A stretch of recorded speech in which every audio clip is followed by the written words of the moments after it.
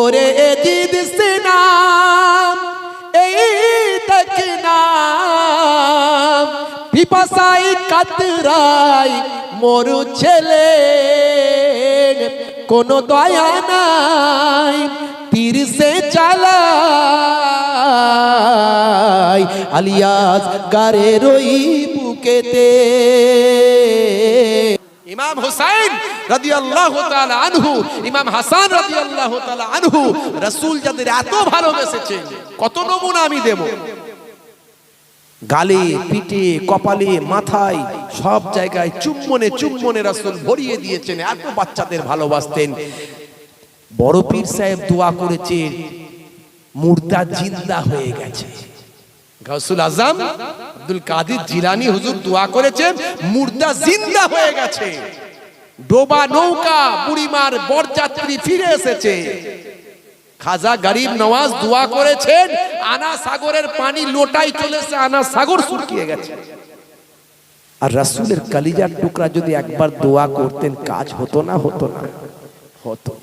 কিন্তু না, নানাজান বলে দিয়েছেন বাবা তোমাদের উপরে আল্লাহ অনেক মুসিবত দিয়ে পরীক্ষা করবেন না, আশাবাদী করবে না, কারণ তোমাদের দেখিয়ে আমি কাল কিয়ামতের দিনে কোটি কোটি উম্মত উম্মতিদের নাজাত করাবো।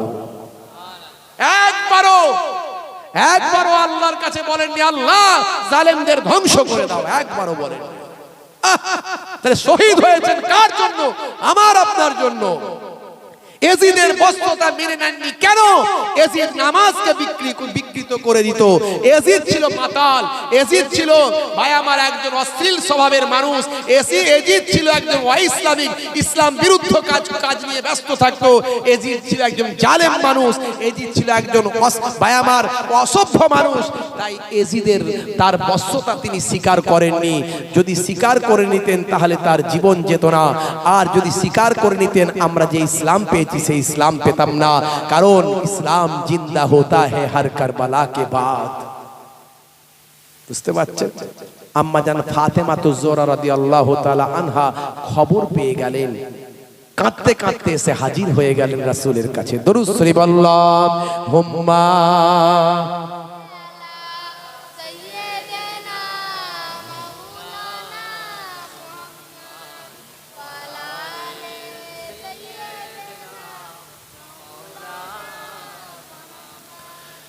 কাঁদতে কাঁদতে এসে হাজির হয়ে গেলেন আম্মা জান ফাতেমা তো জোহরা রাদিয়াল্লাহু তাআলা আনহা। এসে আব্বা জানকে বলেন আব্বা জান আজকে ফেরেশতা জিবরাইল আলাইহিস সালাম কি সংবাদ আপনাকে দিয়েছেন? হ্যাঁ কি সংবাদ দিয়েছে? কেন এমন হবে? আমার ছেলেরা কি এমন অন্যায় করবে যে তাদের উপর এত বড় মুসিবত আসবে? রাসূল বললেন বেটি ফাতেমা সবর করো, সবর করো। আহা, মায়ের মন, জননী মা কেঁদে জারে জার হতে লাগলেন। হে তরুণ যুবকেরা, হে আমার মুরব্বিয়ানেরা, হে বন্ধুরা শুনে রেখে দেন। আম্মা জান ফাতেমা তো জোহরা রাদিয়াল্লাহু তাআলা আনহা কেঁদে জারে জার হয়ে বলেন আমি ফাতেমা তোমার হে পিতামোর, কি কথা আমায় তুমি শোনালে, আমি ফাতেমা তোমার হে পিতামোর, কি কথা আমায় তুমি শোনালে, করবে কি ভুল ক্ষমা নাই যার, হাসান হুসাইনের জীবনে, হাসান হুসাইনের জীবনে, ও হাসান হুসাইনের জীবনে, হাসান হুসাইনের জীবনে। আব্বাজান এর কি কোনো অন্য উপায় নাই? আহা আমি মা কেমন করে এই কথা সহ্য করব। বেটি ফাতেমা চুপ করো, শান্ত হও, শান্ত হও, শান্ত হও। আল্লাহ তাকদীরে লিখে রেখেছেন, আহা তোমার সন্তানদের দেখিয়ে আমার আল্লাহ তার বিনিময়ে তোমার সন্তানদের ইজ্জত বুলন্দ করেছেন। আহা বেটি ফাতেমা সবর করো, ধৈর্য হারা হয়ে যেও না। আল্লাহ নাসাবারি করতে নিষেধ করেছেন। আর তোমার কলিজার টুকরা সন্তানদের দেখিয়ে আমার কোটি কোটি উম্মতিদের কিয়ামতের দিনে নাজাত করানো যাবে আমার আল্লাহ জানিয়ে দিয়েছেন। ও বেটি ফাতেমা ধৈর্য ধারণ করো, সবর করো। হে তরুণ যুবকেরা, হযরত ইমাম হাসান রাদিয়াল্লাহু তাআলা আনহু 49 হিজরি 45 বছর বয়স।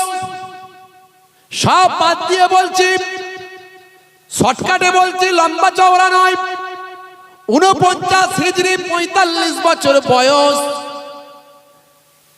বন্ধুরা আমার, তরুণ যুবকেরা, জীবনে কয়েকবার ইমাম হাসান রাদিয়াল্লাহু তাআলা আনহুকে বিষ পান করানো হয়েছে।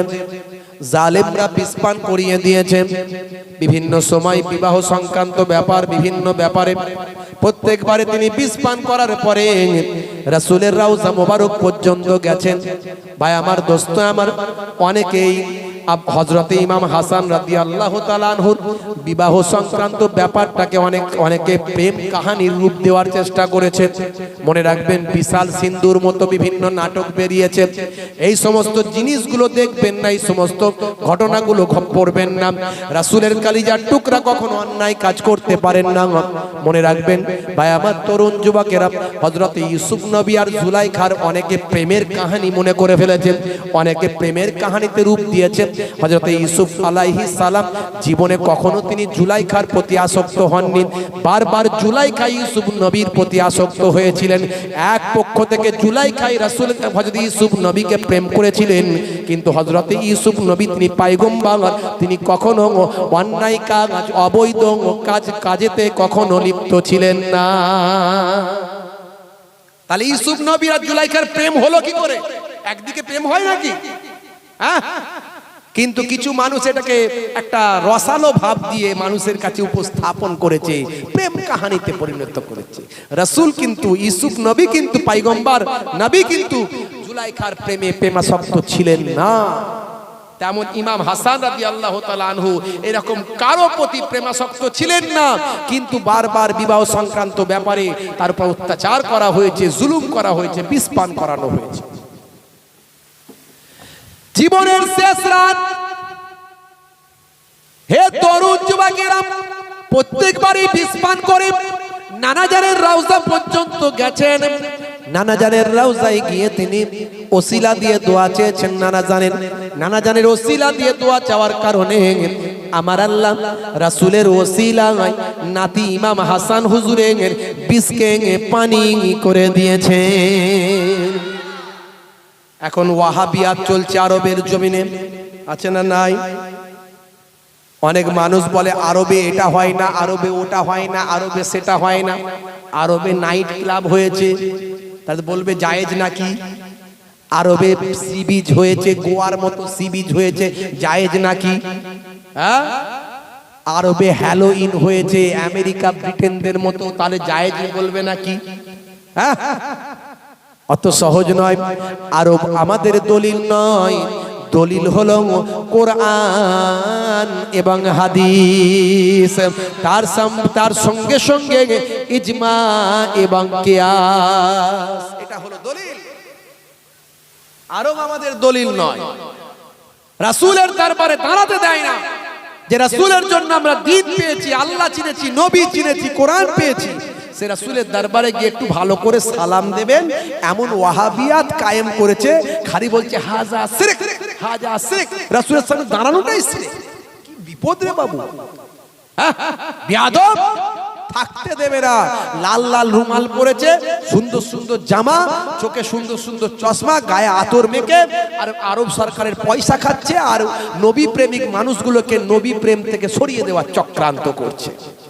দূর থেকে আমাদের সালাম দিতে হয়, রাসূলকে কাছে দাঁড়াতে দেয় না। বুঝতে পারছেন? আখিরি জামানা, ঈমান বাঁচানো কত মুশকিল। বন্ধুরা আমার, বড় বড় সাহাবীদের রওজা আম্মা জান ফাতেমাতুজ জোহরা রাদিয়াল্লাহু তাআলা আনহার রওজা, ওসমান জিন্নুরাইনের রওজা ভেঙে গুড়িয়ে দিয়েছে, একটা চিহ্ন পর্যন্ত রাখেনি, প্লেট দেয়নি, একটা প্লেটে লেখা থাকবে সেটাও করেনি। তাদের নবী প্রেম তাদের মধ্যে নাই, সাহাবী প্রেম তাদের মধ্যে নাই। রাসূলের রওজাটাকেও ভাঙার চেষ্টা করেছিল ওয়াহাবিয়াতরা, ভাঙতে পারেনি। সারা পৃথিবী খেপে যাবে তাই ভাঙতে পারে না। রাসূলের রওজাটাকেও ভেঙে দিত। তারা বলে হজ করতে যাবে, কাবা শরীফ তওয়াফ করবে, রাসূলের রওজায় যাওয়া চলবে না। এই এখান থেকে তারা ফতোয়া দেয়। এরা হলো বেঈমান, এরা হলো রাসূলের দুশমন, এরা হলো ঈমান তাদের নাই, এরা রাসূল থেকে মানুষকে দূরে সরিয়ে দেয়। যার মধ্যে রাসূলের মহব্বত নাই, বায়াবার তার মধ্যে ঈমান নাই। লা ইউমিনু আহাদুকুম হাত্তা আকুনা আহাব্বা ইলাইহি মিন ওয়ালিদিহি ওয়া ওয়ালাদিহি ওয়ান নাসি আজমাইন। ততক্ষণ পর্যন্ত তোমরা মুমিন হতে পারবে না যতক্ষণ না সব কিছুর থেকে আমি রাসূলকে না ভালোবাসো। এরা হচ্ছে ওয়াহাবিয়াত, এদের চিহ্নিতে হবে। এদের ওয়াজ যেই বুঝতে পারবেন নবী প্রেম নাই, ওলি প্রেম নাই, ওই ওয়াজ বন্ধ করতে হবে, না হলে আপনার গুনাহ হবে, গুনাহ হবে। ওই ওয়াজ শুনলে আপনার গুনাহ হবে। এখন সোশ্যাল মিডিয়ার যুগ, যাত্রার ওয়াজ শুনলেই হবে না, ভালো করে বুঝবেন। বন্ধুরা আমার, তরুণ যুবকেরা আমার, মুরব্বিয়ানেরা আমার, আহা রাসূলের ওসিলা দিয়ে দোয়া চাইলে কত কাজ। আপনি একটা গ্রামের মেম্বার প্রধানের আপনি একটা সই নিয়ে গেলে যদি মুখ্যমন্ত্রীর কাছে কাজ হয়, আর আমার রাসূলের ওসিলা দিয়ে আল্লাহর কাছে বললে কাজ হবে না? কে তোমাকে বলেছে হবে না? ওলি আউলিয়াদের রওজায় গিয়ে তাদের ওসিলা দিয়ে দোয়া আল্লাহর কাছে চাইলে কাজ হবে না? কে বলেছে হবে না? যত উটকো উটকো সব হাদিস আনছে, আমরা যেগুলো বলি বলে ওগুলো সব জাল, আর ওরা যেগুলো বলে সেগুলো সব সহি। কত বড় বিয়াদব! ওরা যা বলে সব সহি, আর আমরা বললে জাল। এই বুখারী শরীফ অরিজিনাল খুলে দিলে বোখার হয়ে যাবে, জ্বর হয়ে যাবে। ওই বাংলা চটি বুখারী শরীফ খুঁজে পেয়েছে সব ফেসবুক থেকে, ইউটিউব থেকে, আর ওই কি বলে গুগল থেকে।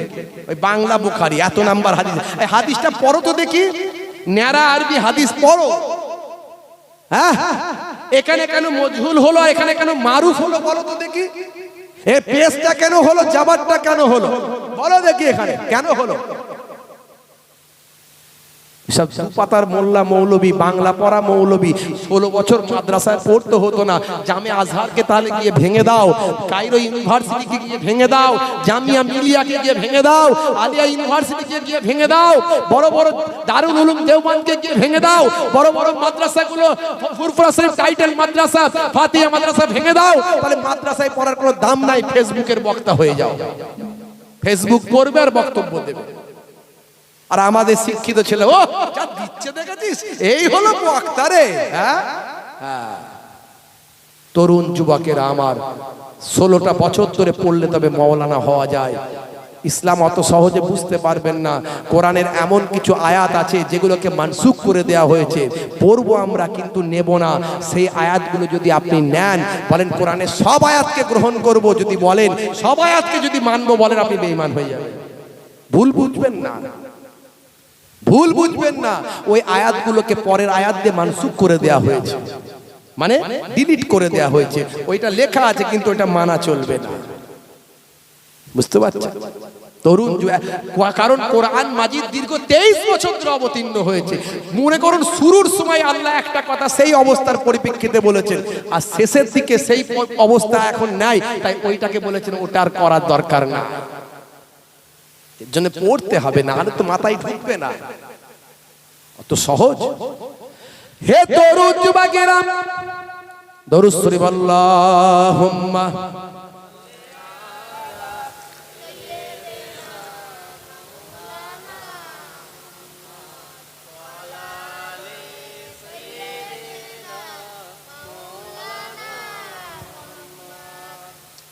জীবনের শেষ রাত, মুরিদরা সব চারিদিকে হুজুরকে ঘিরে রেখেছেন। ইমাম হাসান রাদিয়াল্লাহু তাআলা আনহু আবার না কেউ বিষ পান করিয়ে দেয়।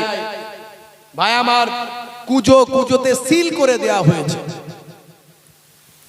হে তরুণ যুবকেরা, 49 হিজরি 45 বছর বয়স, হযরত ইমাম হাসান রাদিয়াল্লাহু তাআলা আনহু তিনি বিশ্রাম নিচ্ছেন। মুরিদানেরা গোল করে ঘিরে আছেন, সামনে কুজোর পানি রাখা হয়েছে, সিল করা হয়েছে। হুজুর যদি পানি চান সিলটা কেটে পানি দেওয়া হবে। এমন সময় হঠাৎ বাবা তন্দ্রা ভাব এসেছে, ঘুম এসে গেছে বাবা। ঘুমের মধ্যে তিনি স্বপ্ন দেখছেন। হযরত ইমাম হাসান রাদিয়াল্লাহু তাআলা আনহু স্বপ্ন যোগে দেখতে পান তিনি দেখছেন তিনি জান্নাতের মধ্যে প্রবেশ করেছেন, যেন আমি জান্নাতের মধ্যে ঢুকে গেছি, প্রবেশ করেছি। একটা সিংহাসনে বসে আছেন নানা জান আখিরি জামানার পয়গম্বর, আর একটা সিংহাসনে বসে আছেন আব্বাজান বসে আছেন, আর একটা সিংহাসনে বসে আছেন আম্মাজান বসে আছেন। নানাজান ডাকছেন, ভাই হাসান আর কতদিন দুনিয়াদারি করবেন? চলে এসো চলে এসো, আল্লাহ জান্নাতে নানা নাতি একসঙ্গে বসবাস করি। তবে মনে রাখবে তুমি আসার আগে তোমার উপর দুনিয়াতে অনেক মুসিবত চলবে, না সাবরি করো না, ধৈর্য হারা হয়ে যেও না। কাল কিয়ামতের দিনে তোমাদের দেখিয়ে কোটি কোটি আমার গুনাহগার উম্মত উম্মতীদের নাজাত করিয়ে নেব। ঘুম ছেড়ে গেল, উঠে বললেন মহাব্বাতের মুরিদানদের বললেন, বাবা পিয়াসা লেগেছে, পানি দাও বাবা। কি আছো? পানি দাও। বলার সঙ্গে সঙ্গে একজন মহাব্বাতের মুরিদ কুজোর পানির সিল কেটে দিলেন। ও আমাদের ইমাম, ও আমাদের কলিজার টুকরা, এই নিন পানি নেন। পানিটা চুমুক দিয়ে এক টানে যখন খেলেন, সঙ্গে সঙ্গে কলিজায় গিয়ে বিষ লেগে গেল। আহারে বাবা, কি পানি আমাকে দিলে বাবা? এ তো একেবারে বিষ মেশানো পানি, বিষ পানি তুমি আমাকে দিলে বাবা। হুজুর আমরা তো সিল করে রেখেছিলাম, তাহলে কেউ পুজো বদলে দিয়েছে বা কখন হয়তো মিস্ট করেছে, বুঝতে পারিনি। হুজুর আমাদের চোখের সামনে হয়তো তান্দ্রা ভাব লেগে গেছে, আমরা বুঝতে পারিনি। মহাব্বাতের মুরিদানেরা হাউ হাউ করে কাঁদতে লাগলো, কি সর্বনাশ হলো, কি সর্বনাশ হলো। চারিদিকে হইচই পড়ে গেল। বাবা চিৎকার করো না বাবা। তিনি লাফাতে শুরু করলেন, এত কষ্ট হতে লাগলো। প্রত্যেকবারে আমি আমার নানাজানের রওজা পর্যন্ত যাই, এবারে মনে হয় নানাজানের রওজা পর্যন্ত আর যেতে পারবো না। তাড়াতাড়ি আমার ছোট ভাই ইমাম হুসাইনকে খবর দাও, তাড়াতাড়ি সে যেন আমার কাছে আসে। একজন মুরিদ ছুটে ছুটে গিয়ে ইমাম হুসাইনকে ডাক দিলেন। হযরত ইমাম হুসাইন ঝরঝর করে কাঁদতে কাঁদতে বড় ভাই যান, বড় ভাই যান বলে এসে হাজির হলে। বড় ভাই যান, আহা কি হলো সর্বনাশ, আবার আপনাকে বিষ পান করিয়ে দিল। আচ্ছা বড় ভাই যান বলুন তো দেখি কে বিষ পান করিয়েছে, আমি তার বদলা নেব। ইমাম হাসান হুজুর বললেন, ছোট ভাই এমন কথা বলো না ছোট ভাই, আমি এখনই আমার নানাজানকে স্বপ্ন দেখেছি। আমার নানাজান আমাকে এই কথা বলেছেন, ধৈর্য ধারণ করতে বলেছেন, সবর করতে বলেছেন। আমি যদি বেঁচে উঠি আমি তার বোঝাপড়া করব, আর যদি আমি এতে শহীদ হয়ে যাই আমি তাকে আর কিছু বলবো না, তাকে ছেড়ে দিলাম, মাফ করে দিলাম। তবে মনে রেখো, এতে আমার যদি মওত হয়ে যায়, আমি যদি শহীদ হয়ে যাই, আমার নানিজান এখনো হায়াতে আছেন, আম্মাজান আয়েশান আমার নানিজান, আমার নানিজানের কাছে গিয়ে সংবাদ দিও যে বড় ভাই জান বলেছেন। যদি আপনি বলে থাকেন, নানাজান যদি রাজি থাকেন, তাহলে নানাজান যদি বলে থাকেন জায়গা এখনো খালি আছে নানাজানের পাশে, তাহলে আমার রওজা যেন নানাজানের পাশে হয়। আর যদি বলেন না, তাহলে আমার রওজাটাকে মদিনার বিখ্যাত গোরস্থান জান্নাতুল বাকিতে তুমি করে দিও। এইভাবে বলার পরই তরপাতে শুরু করলেন, লাপাতে শুরু করলেন।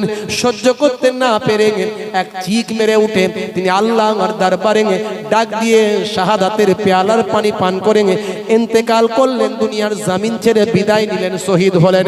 ইন্না লিল্লাহি ওয়া ইন্না ইলাইহি রাজিউন। ইমাম হুসাইন রাদিয়াল্লাহু তাআলা আনহু সহ্য করতে পারলেন না, আহা থাকতে পারছেন না, চোখ ভরা পানি। যা বলেছিলেন সেই শর্ত মানার জন্য নানিজানের কাছে গেলেন। নানিজান আফসোস করলেন, আহা তোমার ভাই আমার ভাই, আহা তোমার ভাইয়ের উপর কত মুসিবত চললো বাবা, আহা আমি বড় কষ্ট পাচ্ছি। তোমার কেন জালেমরা এত বারবার তোমার ভাইয়ের উপর অত্যাচার করলো? আহা তোমার ভাই আমার কলিজার টুকরা ভাই, তোমার ভাই তো আমারই ভাই। আহা শুনে রেখে দাও, আল্লাহ তাকে জান্নাত নসিব করবেন। আহা কি বলবো আমি, আর বলার আমার ভাষা নাই। তবে তোমার নানাজান বলে গিয়েছিলেন আমার পাশে একটা কবর আবু বকর সিদ্দিকের হয়েছে হবে, আর একটা কবর হযরতে ওমরের হবে, আর একটা কবর আমার পাশে ফাঁকা থাকবে।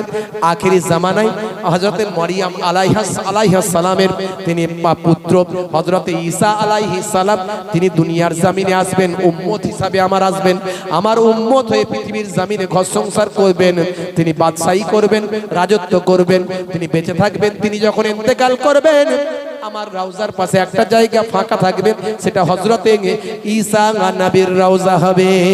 আমার তোমার নানা জান যদি বলে যেতেন জায়গা আরো ফাঁকা থাকলে যাকে ইচ্ছা দেয়া যাবে, তাহলে আমি অনুমতি দিয়ে দিতাম, কোনো আপত্তি ছিল না। তাই তোমার ভাই আমারই ভাই, আমি তো অনুমতি দেওয়ার আমার কোনো ক্ষমতা নাই, তোমার নানা জান যা বলেছেন সেটা আমি বললাম।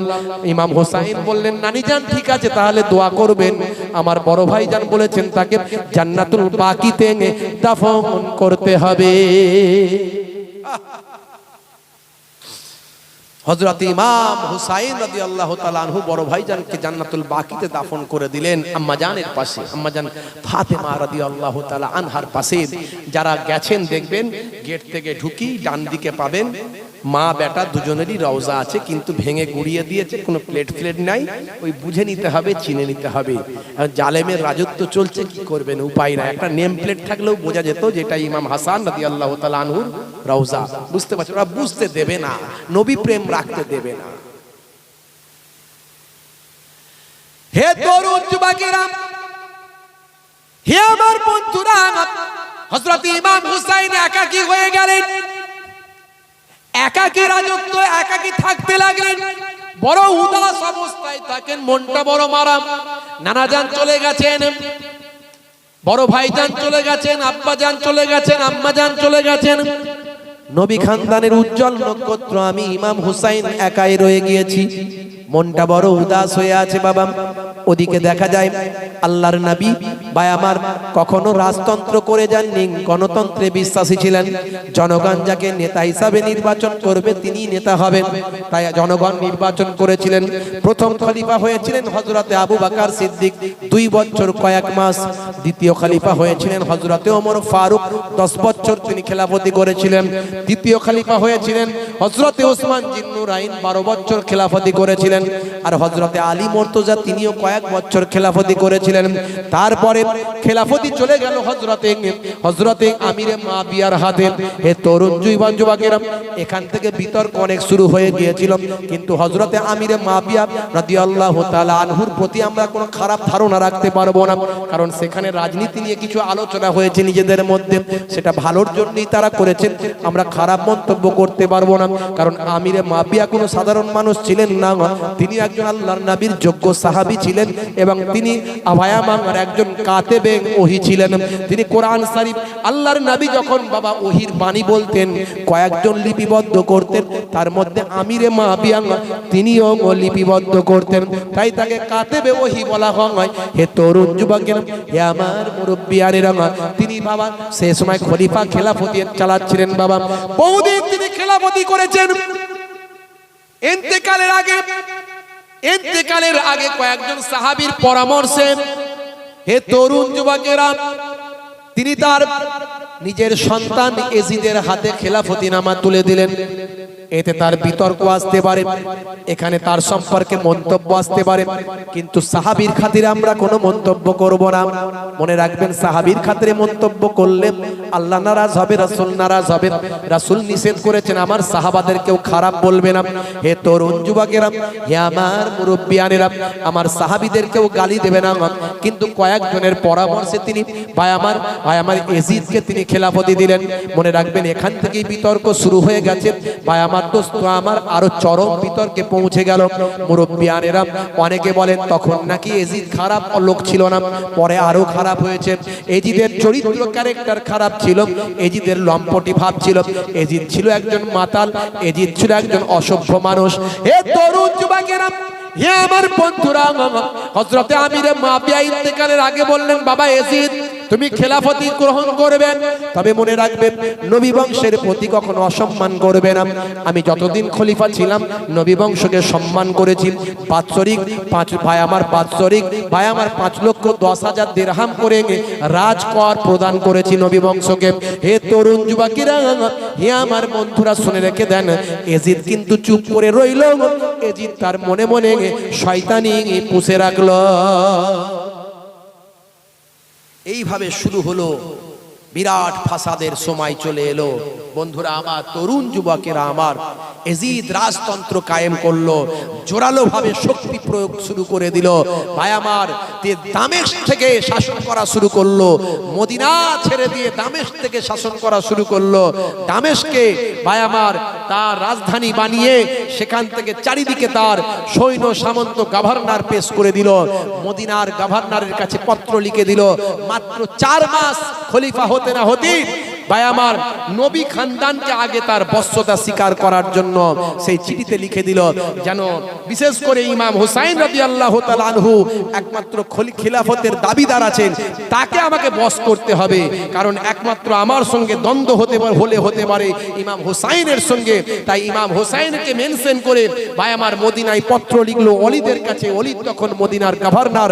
হে ওলিদ, মদিনার সমস্ত মানুষকে আমার পক্ষ থেকে বায়াত গ্রহণ করাও, আর বিশেষ করে ইমাম হুসাইন রাদিয়াল্লাহু তাআলা আনহু, আব্দুল্লাহ ইবনে জুবায়ের, আব্দুল্লাহ ইবনে আব্বাস, আবু বকর ইবনে আব্দুর রহমান ইবনে আবু বকর, এরকম কয়েকজন বিশিষ্ট ব্যক্তিত্ব, তাদের নাম উল্লেখ করে ওয়ালিদকে চিঠি দিল। খুব সংক্ষেপ করে বলি, অনেক লম্বা ঘটনা। তো ওয়ালিদ ছিল নবী প্রেমিক। চিঠি পাওয়ার পরে তিনি ঝরঝর করে কাঁদতে লাগলেন, হতবাক হয়ে গেলেন। আহারে, এই মাত্র সিংহাসনে বসে নবী বংশের প্রতি এত বেয়াদবি করছে, কত বড় বদমাইশ, কিন্তু নিরুপায়, কিচ্ছু করার নাই। তো একদিন ইমাম হুসাইন রাদিয়াল্লাহু তাআলা আনহুর সঙ্গে রাস্তায় দেখা হয়েছে, চিঠি দেখালেন, দুঃখ প্রকাশ করলেন। ইমাম হুসাইন দেখে নিয়ে বলছেন, ভাই ওয়ালিদ, আমার এজিদকে মেনে নিতে কোনো আপত্তি ছিল না, যদিও খেলাফতির হকদারে আমি এগিয়ে, আমার খেলাফতি পাওয়া উচিত ছিল, কিন্তু সে যখন জোর করে খলিফা খেলাফতি নিয়েছে, আমার আপত্তি ছিল না। যদি এজিদ আল্লাহ ওয়ালা হতো, নবী প্রেমিক হতো, যদি সৎ মানুষ হতো, ভালো মানুষ হতো, এজিদকে মানতে আমার কোনো আপত্তি ছিল না। কিন্তু এজিদ খারাপ, অসভ্য, বর্বর, মাতাল, অসৎ চরিত্রের, তাই এজিদকে আমি মেনে নিয়ে ইসলামকে কখনো খাটো করতে পারি না। আমার নানা জান যে ইসলামকে প্রতিষ্ঠা করার জন্য আজকে তার সাহাবারা জীবন দিয়েছেন, আমার নানা জানের দান মোবারক উহুদের ময়দানে শহীদ হয়েছে, সেই নানা জানের দেওয়া খেলাফতি, সেই নানা জানের দেওয়া দ্বীন ইসলাম আমি কখনো এজিদের হাতে ছেড়ে দিতে পারিনি। কেউ বিরোধিতা না করলেও আমি একা ইমাম হুসাইন বিরোধিতা করব। আর এখান থেকেই ইমাম হুসাইন তিনি জয়লাভ করেছেন এবং তিনি ইমাম নেতাই পর্যাবসিত হয়েছেন। সারা পৃথিবীর মানুষ ইমাম হুসাইনকে ইমাম মানে নেতা হিসাবে মনোনীত করেছে। একা লড়াই করেছিলেন, প্রতিবাদ করেছিলেন। তখন দেখা গেল ভাই আমার ওয়ালিদকে বলল, ওয়ালিদ ঠিক আছে, আমি আমার মতটা কয়েকদিনের মধ্যে তোমার কাছারিতে গিয়ে জানিয়ে আসবো। সিদ্ধান্ত নিলেন সবাইয়ের সঙ্গে আলোচনা করে, বড় বড় যোগ্য সাহাবীদের সন্তানদের সঙ্গে, সাহাবীদের সঙ্গে আলোচনা করে যে আমি মেনে নিতে পারবো না, মানতেই পারবো না। তখন সবাইয়ের পরামর্শে 40 জন নবী প্রেমিক যুবক ঠিক করলেন, যারা উলঙ্গ তরবারি নিয়ে সঙ্গে করে গেলেন। দেখো, আমি কাছারিতে যাচ্ছি, যদি কোনো দুর্ঘটনা ঘটে তোমাদের আওয়াজ দিলে সঙ্গে সঙ্গে তোমরা বের হয়ে আসবে, বের হয়ে এসে আমাকে সেখান থেকে বাঁচিয়ে নিয়ে যাবে। হে তরুণ যুবকেরা, 40 জন যুবকের হাতে তরোয়াল নিয়ে, 40 জন তরোয়ালধারী যুবক, নবী প্রেমিক যুবক, যারা ইমাম হুসাইনের জন্য জীবন দিতে পারে, নবী খানদানের জন্য জীবন দিতে পারে, এইরকম 40 জন ভাই আমার যুবককে সঙ্গে নিয়ে, উলঙ্গ তরবারি তারা হাতে করে নিয়ে ইমাম হুসাইন রাদিয়াল্লাহু তাআলা আনহুকে তারা গার্ড করে ভাই আমার ওই ওয়ালিদের কাছারিতে নিয়ে গেলেন। ওয়ালিদের কাছারিতে যখন গেলেন, তিনি বললেন, তোমরা আড়ালে থাকো, তোমরা সামনে এসো না, তোমাদের যদি আমি প্রয়োজন মনে করি একবার ডাক দেব, দেবার সঙ্গে সঙ্গে তোমরা কাছারিতে প্রবেশ করে আমাকে সেখান থেকে নিয়ে যাবে, তার আগে কিন্তু তোমরা আসবে না, আর আমার অনুমতি ছাড়া তোমরা কখনো যেন তলোয়ার চালাবে না। হে তরুণ যুবকেরা, কাছারিতে গিয়ে যখন হাজির হয়ে নিজের মতামত যখন প্রকাশ করলেন, সেই সময় ওয়ালিদের পাশে বসেছিল এজিদের মন্ত্রী মারওয়ান। এই মারওয়ান উত্তেজিত হয়ে গেল, মারওয়ান উত্তেজিত হয়ে ধরার চেষ্টা করল, এখনই আপনাকে বশ্যতা স্বীকার করতে হবে বলে জেদ করতে লাগলো। মারওয়ান বলতে লাগলো, নতুবা আপনার গার্দান যাবে, আপনার গার্দান নিয়ে নেওয়া হবে। ইমাম হুসাইন বলেন, হে মারওয়ান, জবান সামলে কথা বলো, কার সম্পর্কে কথা বলছো জানো? রাসূলের কলিজার টুকরা নাতির সম্পর্কে তুমি কথা বলছো, যে রাসূলের জন্য ঈমান পেয়েছো, যে রাসূলের জন্য দ্বীন পেয়েছো, যে রাসূলের জন্য কোরআন পেয়েছো, নামাজ পেয়েছো, সেই রাসূলের কলিজার টুকরা নাতির গর্দান তুমি নিতে চাও। মনে রাখবে মারওয়ান, মুখ সামলে কথা বলো, এই ইমাম হোসাইনের গর্দান পড়ার আগে তোমার মতো কত শত মারওয়ানের গর্দান গড়াগড়ি খাবে। এমন কথা শোনার পরে মারওয়ান উত্তেজিত হয়ে তার সৈন্যদের লেলিয়ে দিল ধরার জন্য। ইমাম হোসাইন সঙ্গে সঙ্গে আওয়াজ দিলেন, হে নবী প্রেমিক যুবকেরা বেরিয়ে আসো। বলার সঙ্গে সঙ্গে 40 জন যুবক অস্ত্র হাতে নিয়ে তরোয়াল হাতে নিয়ে বেরিয়ে আসলো। সঙ্গে সঙ্গে ইমাম হোসাইন বললেন, স্টপ, কেউ আঘাত করবে না। ইমাম হোসাইন 40 জনের গাড়িতে তিনি বাইরে বের হলেন। বন্ধুরা আমার, অনেক ঘটনা। মদিনার গভর্নর যেহেতু নবী প্রেমিক, মদিনার গভর্নর বদলে দাও। মারওয়ান বলে দিল, ইনফর্ম করে দিল, নতুন গভর্নর চলে এলো। নতুন গভর্নর এসে হুলিয়া জারি করে দিল, যেখানে ইমাম হোসাইনকে পাওয়া যাবে হত্যা করো।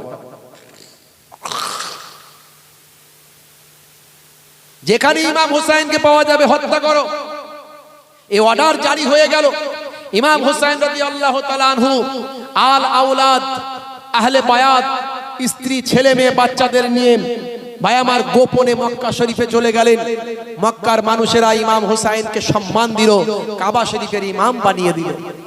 বন্ধুরা আমার, ইতিমধ্যে দেখতে পাওয়া যায় কুফা থেকে ভাই আমার বহু চিঠি আসতে লাগলো, কসম দিয়ে দিয়ে চিঠি। আপনার নানা জানের আমরা উম্মত, আপনার আব্বা জানের ভক্ত, কুফায় আপনি আসুন, আমরা এজিদের কাছে বায়াত হব না, আপনার কাছে বায়াত হব, আপনাকে আমরা খলিফা বলে মানব, আপনি কুফায় আসুন হুজুর। একসঙ্গে একটা দুটো নয়, অন্তত শতাধিক, কিছু কম বেশি চিঠি এসে হাজির হলো। নবীর নাতি পরামর্শ করতে লাগলেন যোগ্য মানুষদের সঙ্গে, ইমাম যোগ্য সাহাবীদের সন্তানদের সঙ্গে, সাহাবীদের সঙ্গে। সকলেই এক বাক্যে নিষেধ করলো, কুফার মানুষেরা মুনাফিক, এরা আপনার আব্বাজানকে শহীদ করেছে। আব্দুর রহমান ইবনে মানজাম, তার বল্লমের আঘাতে আপনার আব্বাজান শহীদ হয়েছে কুফার মসজিদে। সেই কুফার মানুষদের আপনি বিশ্বাস করবেন না, একদম যাবেন না। কিন্তু দেখো বাবা, দেখো এত পত্র দিয়েছে, এত চিঠি দিয়েছে, আমি যদি না যাই তাহলে দিনের হক কিভাবে পালন করব? নানা জানের দেওয়া ইসলামকে কিভাবে মানুষের কাছে পৌঁছাবো? তারা যদি এজিদের হাতে বায়াত হয়ে যায় নিরুপায় হয়ে, তাহলে আমি ক্ষতিগ্রস্ত হয়ে যাব, আল্লাহর কাছে কি জবাব দেবো? তিনি তার অন্য দৃষ্টিকোণ দিয়ে চিন্তা করে আমাকে কুফায় যেতেই হবে। নিরুপায় হয়ে সাহাবীদের সন্তানেরা তখন বললেন, হুজুর যদি আপনাকে কুফায় যেতেই হয়, আপনি একটা আগে প্রতিনিধি পাঠিয়ে কুফার অবস্থাটা লক্ষ্য করুন, তারা কি অবস্থায় আছেন। এই যুক্তি মেনে তিনি নিজের কলিজার টুকরা চাচাতো ভাই মুসলিম বিন আকিল রাদিয়াল্লাহু তাআলা আনহুকে কুফায় যাওয়ার নির্দেশ দিলেন। মুসলিম রাদিয়াল্লাহু তাআলা আনহু প্রতিনিধি হিসাবে, ইমাম হোসাইন রাদিয়াল্লাহু তাআলা আনহুর প্রতিনিধি হিসাবে তিনি চলে গেলেন কুফায়। সঙ্গে দুটো ছোট্ট 6 বছরের বাচ্চা, 5 বছরের বাচ্চাকে সঙ্গে নিয়ে গেলেন। একজনের নাম মোহাম্মদ, একজনের নাম ইব্রাহিম। বড় করুণ ঘটনা। এ ঘটনা বললে হৃদয় বিগলিত হয়ে যায়, এ ঘটনা বললে চোখে পানি ধরে রাখা যায় না। আমি খুব তাড়াতাড়ি করে বলছি, এইভাবে তো বলা যায় না, ওইভাবে বললে আপনারাও জারজার হয়ে যাবেন, আমিও জারজার হয়ে যাব। আমি তো সেইভাবে বলতে পারছি না, খালি কোন রকমে ঘটনাটা আপনাদের শোনাচ্ছি ছোট করে। বন্ধুরা আমার, তরুণ যুবকেরা আমার, ছোট্ট বাচ্চারা বাপের সঙ্গে যেতে লাগলো। কুফায় যখন গিয়ে পৌঁছালেন, মাগরিব হয়ে গেল। মাগরিবের সময় যখন তিনি গিয়ে পৌঁছালেন, তার নবী বংশের খানদানের চেহারা দেখে তখন মানুষ বুঝতে পারলো, মনে হয় ইনি ইমাম হুসাইন এসে গেছে। সবাই তাকবীর ধ্বনি দিতে লাগলো ইমাম হুসাইন রাদিয়াল্লাহু তাআলা আনহুর নামে। তিনি বললেন, বাবা আমি ইমাম হুসাইন নয়, আমি ইমাম হুসাইনের চাচাতো ভাই, আমি নবী খানদানের আওলাদ, আমি ইমাম হুসাইনের ভাই, আমার নাম মুসলিম, আমি এসেছি ইমাম হুসাইন হুজুরের প্রতিনিধি হিসাবে। আপনারা যদি আমার হাতে বায়াত হন, তাহলে আমি পত্র লিখলে ইমাম হুসাইন তিনি আসবেন, তিনি আপনাদেরকে বায়াত করবেন। আগে তিনি কুফার অবস্থা দেখতে চেয়েছেন, তাই আপনারা যদি আমার হাতে বায়াত হন, আমি পত্র লিখব, তবে তিনি আসবেন। এখন আপনারা যদি ইমাম হুসাইনকে সত্যি ভালোবাসেন, আমার হাতে বায়াত হন। দেখতে দেখতে 40,000 মানুষ কয়েক মুহূর্তের মধ্যে ইমাম মুসলিম রাদিয়াল্লাহু তাআলা আনহুর হাতেতে বায়াত হয়ে গেল। রাজ হালতে থাকতে লাগলেন, বিরাট সম্মান ইজ্জত পেতে লাগলেন, কুফার মানুষেরা অনেক সম্মান করতে লাগলো। এই অবস্থা দেখে কয়েকদিনের মধ্যে তিনি পত্র লিখলেন ইমাম হুসাইনকে মক্কা শরীফে, হুজুর চলে আসুন, ভাইজান চলে আসুন, কোনো অসুবিধা নাই, কুফার মানুষের আপনার জন্য অস্থির হয়ে আছে, 40,000 মানুষ আমার হাতে বায়াত হয়ে আছে। এই খবর ছড়িয়ে গেল, আব্দুল্লাহ বিন জিয়া ভাই আমার এজিদের কাছে সংবাদ পৌঁছে গেল। এজিদ বলল, সর্বনাশ, কুফা আমার হাতছাড়া হয়ে যাচ্ছে, কুফায় নতুন গভর্নর পাঠাতে হবে। জালেম একটা গভর্নর পাঠালো, তার নাম হলো ওবাইদুল্লাহ বিন জিয়াদ। এই ওবাইদুল্লাহ বিন জিয়াদ একদিন মাগরিবের সময় এসে কুফার মসজিদে এসে ঘোষণা দিল। কুফার মসজিদে যখন পৌঁছালো, ভাই আমার আরাবিয়ান ড্রেস পরে, জুব্বা পরে, এমা পরে, সবাই মনে করলো মনে হয় ইমাম হুসাইন এসে গেছে। তিনি বললেন, না, আমি ইমাম হুসাইন নয়, আমি হলাম এজিদের প্রতিনিধি, কুফার গভর্নর, আমার নাম ওবাইদুল্লাহ বিন জিয়াদ।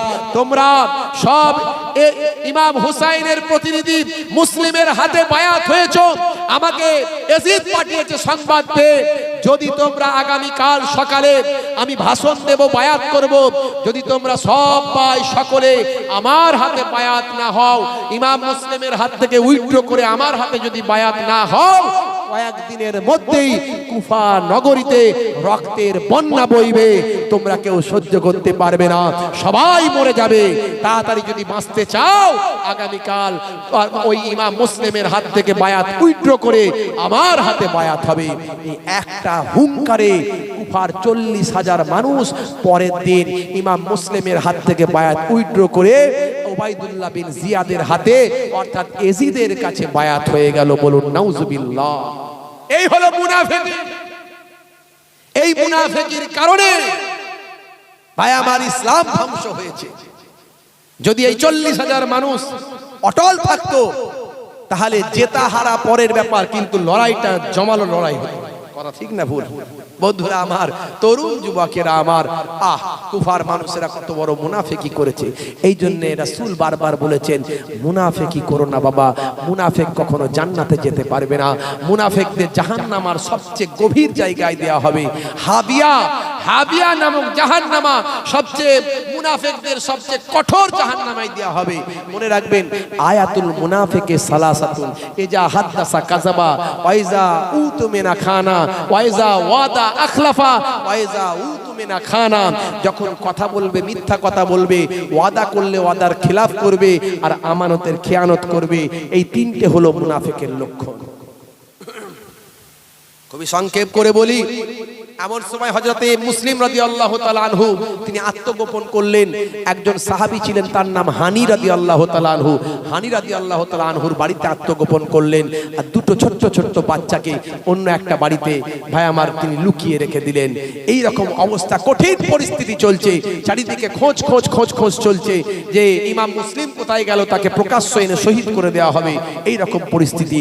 আর ওইদিকে চিঠি পেয়ে হযরত ইমাম হুসাইন 72 জন সঙ্গী নিয়ে, 40 জন পুরুষ, 32 জন মহিলা, এই 72 জন নিয়ে কুফার দিকে আসতে শুরু করে দিয়েছেন। এই দিকের পরিস্থিতি খারাপ হওয়ার পরই একটা পত্র লিখেছিলেন যাতে করে না আসেন, কিন্তু পথের মধ্যে রাস্তায় ঘাঁটিতে এজিদের লোক আছে, ধরে ফেলে তাকে হত্যা করে দিয়েছে, শহীদ করে দিয়েছে।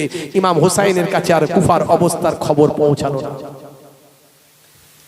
তরুণ যুবকেরা আমার, মুরব্বিয়ানেরা আমার, বন্ধুরা আমার, শুনে রেখে দেন, জেনে রেখে দেন, এই করুণ ঘটনা, দুঃখের ঘটনা আমি 2 লাইন একটুখানি লিখে ফেলেছি। বন্ধুরা আমার, তরুণ যুবকেরা আমার, মুরব্বিয়ানেরা আমার, দরুদ শরীফ আল্লাহুম্মা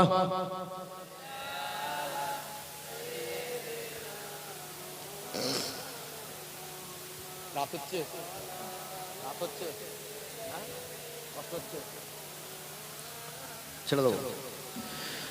নবীর নাতি ইমাম হোসেন এমন ঈমান এনেছে, কারবালাতে শহীদ হলেও এজিদকে না মেনেছে। জোরে হবে না? নবীর নাতি ইমাম হোসেন এমন ঈমান এনেছে, কারবালাতে শহীদ হলেও এজিদকে না মেনেছে। কুফাবাসী ইমামকে ওই চিঠি কত দেয়, ভালোবেসে ডেকে কেন জুলুম করে ভাই, অন্যায় ভাবে আঘাত করে, অন্যায় ভাবে আঘাত করে পেয়ে কারবালায়, রক্তে মাটি লাল হয়ে যায় তবু রাসূল ছাড়ে নাই, রক্তে মাটি লাল হয়ে যায় তবু রাসূল ছাড়ে নাই। কোটি মুসলিম হাই হাই করে সকাল বিকাল মুখে, মহরম মাস এলে তাদের অশ্রু চোখে ঝরে রে, অশ্রু চোখে ঝরে। কোটি মুমিন হাই হাই করে সকাল বিকাল মুখে, মহরম মাস এলে তাদের অশ্রু চোখে ঝরে রে, অশ্রু চোখে ঝরে। ওরে জিদিয়ে কি করলি নবীর নওয়াসাব, যিনি হলেন জান্নাতের যুব বাদশাহ, সারা গায়ে রক্ত ঝরে, সারা গায়ে রক্ত ঝরে কারবালা লাল হয়েছে, তারপরে তেও ইমাম হোসেন রাসূল নাহি ছেড়েছে, তারপরে তেও ইমাম হোসেন রাসূল নাহি ছেড়েছে। পানি পানি নবীর নাতি হাহাকার কত করেছে, তারপরে তেও এজিদ সেনা ফোরাত ঘিরে রেখেছে, তারপরে তেও এজিদ সেনা ফোরাত ঘিরে রেখেছে। আড়াই বছর ইমাম ছেলে আসগার পেরেশান, মাতৃদুগ্ধ শুকিয়ে গেছে সন্তান নিয়ে যান। মা সন্তানকে কারবালায় পাঠাচ্ছে যে আমার আড়াই বছরের সন্তান, মাতৃদুগ্ধ শুকিয়ে গেছে, পানি নাই, হে ইমাম হোসাইন একটু নিয়ে যান, তাদের দেখান। আড়াই বছরে ইমাম ছেলে আসগার পেরেশান, মাতৃদুগ্ধ শুকিয়ে গেছে সন্তান নিয়ে যান। ইমাম হোসেন কারবালাতে, ইমাম হোসেন কারবালাতে দুধের শিশুকে দেখান, এক পিয়ালা পানি দিলে কাউসার দিতে চান, এক পিয়ালা পানি দিলে কাউসার দিতে চান। কোনো দয়া হলো না দেখো এজিদ সৈন্যদের, পানির বদলে তীর দিল এক আসগারের বুকে রে, আসগারের বুকে। কোনো দয়া হলো না দেখো এজিদ সৈন্যদের, পানির বদলে তীর দিল এক আসগারের বুকে রে, আসগারের বুকে। চিৎকার দিয়ে সন্তান তখন কেঁদে যারে যার, রক্ত মাখা ছোট্ট দেহ নিস্তেজ নির্বাক, অশ্রু চোখে ইমাম ফেরেন, অশ্রু চোখে ইমাম ফেরেন, স্ত্রীকে বলে তার পানির বদলে তীর মেরেছে, সন্তান নাই তোমার, পানির বদলে তীর মেরেছে, সন্তান নাই তোমার। নবীর নাতি ইমাম হোসেন এমন ঈমান এনেছে, কারবালাতে শহীদ হলেও এজিদকে নাম এনেছে। বন্ধুরা আমার, তরুণ যুবকেরা আমার, অত্যন্ত বেদনাদায়ক ঘটনা। এমন সময় হযরত ইমাম হুসাইন রাদিয়াল্লাহু তাআলা আনহু ওই দিক দিয়ে যাচ্ছেন, আর ওইদিকে ইমাম মুসলিমকে খুঁজে বের করার চেষ্টা করা হচ্ছে। অবশেষে দেখতে পাওয়া যায়, অবশেষে খুঁজে পেয়ে গেল। ওবাইদুল্লাহ বিন জিয়াদ তার গোলামকে বলল, হে গোলাম, আজকে তোমার গোলামতি শেষ হয়ে যাবে, তুমি আজাদ হয়ে যাবে যদি তুমি ইমাম মুসলিমকে খুঁজে বের করতে পারো, তুমি বহুরূপী মানুষ, দেখো বহুরূপী হয়ে যদি কিছু করতে পারো, তখন মনিবের কথা শুনে একেবারে সুফি দরবেশের পোশাক পরে, জুব্বা পরে, আল্লাহ ওয়ালা সেজে, আতর মাতর লাগিয়ে, পাগড়ি লাঠি নিয়ে কুফার মসজিদে গিয়ে নামাজে দাঁড়িয়ে গেল। সবাইয়ের নামাজ শেষ, বসে আছে একজন সুফি দরবেশ বসে আছে, আর এও বসে আছে। বুঝতে পারলো এই মানুষটা খুব আল্লাহওয়ালা, সত্য কথা বলবে। তার কাছে গিয়ে হাউমাউ করে বলল, আমি শাম থেকে এসেছি, বড় আশা করি ইমাম হুসাইন আসার কথা, ওনার সঙ্গে মোলাকাত করব, একটু তোহফা দেব, দেখা করব, সেই জন্য এসেছি, কিন্তু আজ খুঁজে পাচ্ছি না, কয়েকদিন ধরে খুঁজছি। শুনলাম ওনার চাচাতো ভাই মুসলিম এসেছে, তো ওনার সঙ্গে যদি দেখা হতো, আমি তাহলে ইমাম মুসলিমের পক্ষ থেকে, ইমাম মুসলিমের কাছে বায়াত হতাম, ইমাম হুসাইনের পক্ষ থেকে। বহু দূর থেকে এসেছি, দেখা না করি, না হলে চলে যেতে হবে, একটু বলতে পারেন, একটু বলতে পারেন। তার এই মিষ্টি মাখা কথাবার্তা শুনে ওই সুফি দরবেশ আল্লাহওয়ালা মানুষটি নিরুপায় হয়ে তখন সত্যি সত্যি বলে দিল যে হযরতে নবীর সাহাবী হযরতে হানি রাদিয়াল্লাহু তাআলা আনহুর বাণীতে গোপনে আত্মগোপন করছেন ইমাম মুসলিম। এই খবর শুনে ওবাইদুল্লাহ বিন জিয়াদকে জানিয়ে দিল। ওবাইদুল্লাহ বিন জিয়াদ সৈন্য দিয়ে ঘিরে ফেললো। ইমাম মুসলিম রাদিয়াল্লাহু তাআলা আনহুকে ভাই আমার বের করা হলো, হানি রাদিয়াল্লাহু তাআলা আনহুকে শহীদ করা হলো, ইমাম মুসলিম রাদিয়াল্লাহু তাআলা আনহুকে ভাই আমার বের করা হলো। হে তরুণ যুবকেরা, ইমাম মুসলিম রাদিয়াল্লাহু তাআলা আনহু বীর যোদ্ধা মুজাহিদ, তরোয়াল উঁচিয়ে বেরিয়ে এলেন। এসো কাফেরদের কচুকাটা করব, জালেমদের কচুকাটা করব। বহু মানুষকে তিনি কচুকাটা করলেন। সামনে যত জালেম এসেছিল, জালেমদেরকে কচুকাটা করে নিরুপায় হয়ে তীরের আঘাতে, পাথরের আঘাতে পায় আমার তাকে শেষ পর্যন্ত জালেমরা শাহাদাতের পেয়ালায় পানি পান করালো। শেষ পর্যন্ত হযরত ইমাম মুসলিম রাদিয়াল্লাহু তাআলা আনহু কুফার জমিনেতে ইন্তেকাল করে শহীদ হয়ে গেলেন। ইন্না লিল্লাহি ওয়া ইন্না ইলাইহি রাজিউন। লম্বা ঘটনা।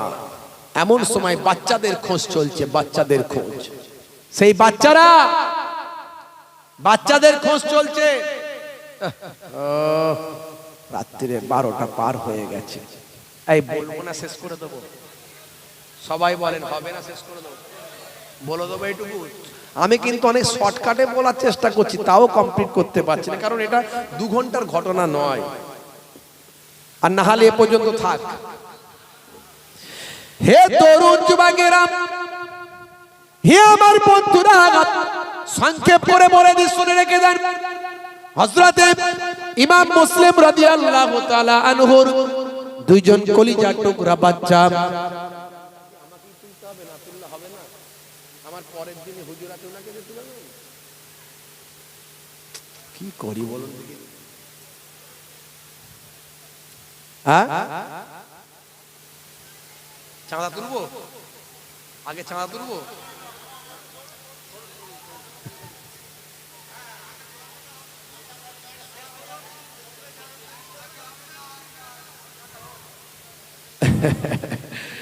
এখন ব্যাপার হচ্ছে মহরমের জলসা, তো একটু শুনতেও ভালো লাগে। আবার এই ভাইয়েরাও ভুল বলছে না, চাঁদা না তুললে সামনে মাসে জলসা হবে কি করে, সেটাও তো ব্যাপার। উঠবে তো? তাহলে বেশি আপনারা বলাবেন না তো, তাড়াতাড়ি দিয়ে দেবেন তো সব? যেহেতু আমাকে তাড়াতাড়ি সব দিয়ে দেবেন তো? সংক্ষেপ করে বলে, হে তরুণ যুবকেরা, এমন সময় চারিদিকে যখন হুলিয়া জারি করা হয়েছে যে নবী প্রেমিকের বাড়িতে 2টো বাচ্চা ছেলেকে রাখা হয়েছিল, 2টো বাচ্চা ছেলেকে ওই নবী প্রেমিক, রাসূলের প্রেমিক সাহাবী বলতে লাগলেন, গায়ে মাথায় হাত বোলাতে লাগলেন, বাবা বাঁচা, বড় বিপদ চলছে বাবা, কুফার জামিনে বড় মুসিবত চলছে। আহা, তোমাদের আর কুফাতে থাকা যাবে না, দুশমন লেগে গেছে, তোমাদের খোঁজাখুঁজি করার চেষ্টা করছে। তবে কোনো চিন্তা করো না, কিছু ভেবো না। এই রাতের বেলা সন্ধ্যার পরে আমি মক্কা শরীফে যারা ব্যবসা করতে যায়, এই ব্যবসায়ীদের পালের ভিতরে তোমাদের আমি ঢুকিয়ে দেব, আর তোমরা তাদের পাল ধরে ধরে তাদের সঙ্গে সঙ্গে তোমরা মক্কার জমিনে তোমাদের আম্মা জানের কাছে চলে যাবে। তবে চিন্তা করো না, ভয় পেও না, কখনো ওই ব্যবসায়ীদের পাল তোমরা যেন ছেড়ে দিও না। সেই সময় তারা বলল আমার আব্বা জান, বলে আব্বা জানের কথা যখন বলল সাহাবী চুপ করে রইলেন। তারা বুঝতে পেরে গেল আব্বা জান হয়তো আর দুনিয়ার জমিনে নাই। দুই ভাই কান্নাকাটি শুরু করলো, গলা জড়াজড়ি করে। ইমাম মোহাম্মদ আর ইমাম মুসলিম ভাই আমার, ইমাম মোহাম্মদ আর ইমাম ইব্রাহিম দুইজন গলা জড়ি করে জড়াজড়ি করে। ছোট্ট বাচ্চা দুটো কাঁদছে আর বলছে আহা আব্বা জান তিনি দুনিয়া আর জমিন আর নাই। তাহলে হে তরুণ যুবকেরা, নবীর সাহাবী তাদের বলতে লাগলেন, সবর করতে বললেন। ঠিক সন্ধ্যার পরে দুই ভাইকে তাজেরদের ব্যবসায়ীদের পালের ভিতরে ঢুকিয়ে দিলেন।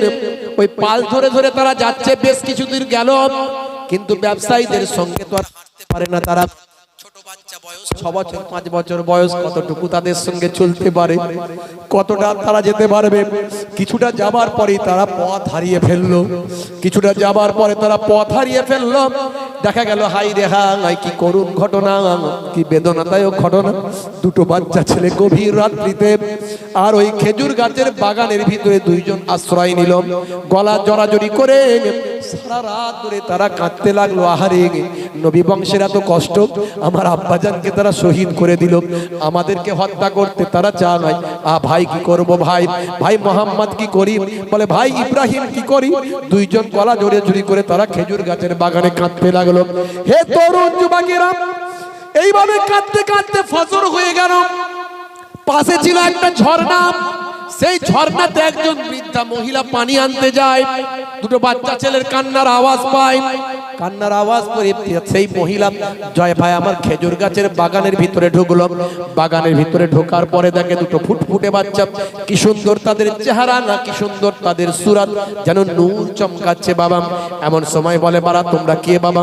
ওই বাচ্চা দুটো বুঝতে পারলো মনে হয় আমার নানাজানদের ভালোবাসার মানুষ। বললো আমরা হলাম নবী খানদান, আমার নাম হলো মোহাম্মদ, এই ভাইয়ের নাম হলো ইব্রাহিম, আমরা দুই ভাই আপন ভাই।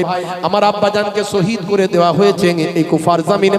আমরা পালানোর চেষ্টা করেছিলাম কিন্তু পালাতে পারিনি।